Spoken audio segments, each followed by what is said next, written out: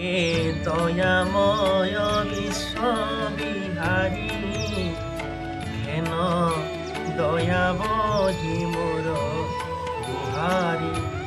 ସେ ବିଶ୍ୱବିହାରୀଙ୍କର ଅଂଶ ଏ ମଣିଷ ଶରୀର ଭିତରେ ସଦା ସର୍ବଦା ବିଲୀନ ହୋଇ ରହିଅଛି।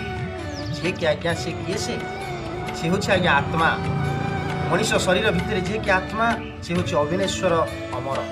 ଏହାର କେବେ ହେଲେ ବିନାଶ ନାହିଁ। ଶରୀର ଓ ଆତ୍ମା ଗୋଟିଏ ମୁଦ୍ରାର ଦୁଇ ପାର୍ଶ୍ୱ ଭଳି। ଶରୀର ବିନା ଆତ୍ମାର କେବେ କଳନା କରାଯାଇ ନପାରେ। ପ୍ରାଣୀ ମାତ୍ରେ ହିଁ ମରଣଶୀଳ। ଭାଗବତରେ କୁହାଯାଇଛି ମର୍ତ୍ତ୍ୟ ମଣ୍ଡଳେ ଦେହ ବହି ଦେବତା ହେଲେ ବି ମରଇ।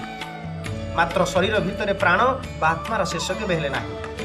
ଏଣୁ ଆତ୍ମା ଓ ପରମାତ୍ମାକୁ ଜାଣି ତାକୁ ଉପଲବ୍ଧି କରିବା ପାଇଁ ମଣିଷ ହିଁ ଏକମାତ୍ର ପ୍ରାଣୀ ଯିଏକି ଶରୀର ଧାରଣ କରି ଶରୀର ତ୍ୟାଗ କରିବାର ଅବଧି ମଧ୍ୟରେ ସତେତ ଚେଷ୍ଟିତ ରହିବା ବିଧେୟ।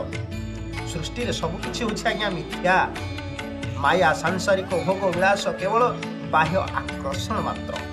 ଏହି ସତ୍ୟତାକୁ ଯେଉଁ ମଣିଷ ହୃଦୟଙ୍ଗମ କରିଛି, ଅଙ୍ଗେ ନିଭେଇଛି, ସେ ହିଁ ମଣିଷ ହୋଇ ମଧ୍ୟ ଉନ୍ନତ ଏବଂ ଉଚ୍ଚ।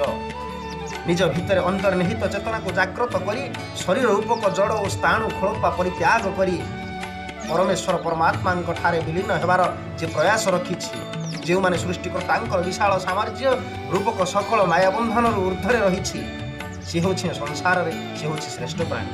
ତେଣୁକରି ଏ ମାୟା ସଂସାରରୁ ଦୂରେଇ ଭଗବାନଙ୍କ ପାଦପଦ୍ମରେ ନିଜକୁ ଆଶ୍ରିତ କରନ୍ତୁ।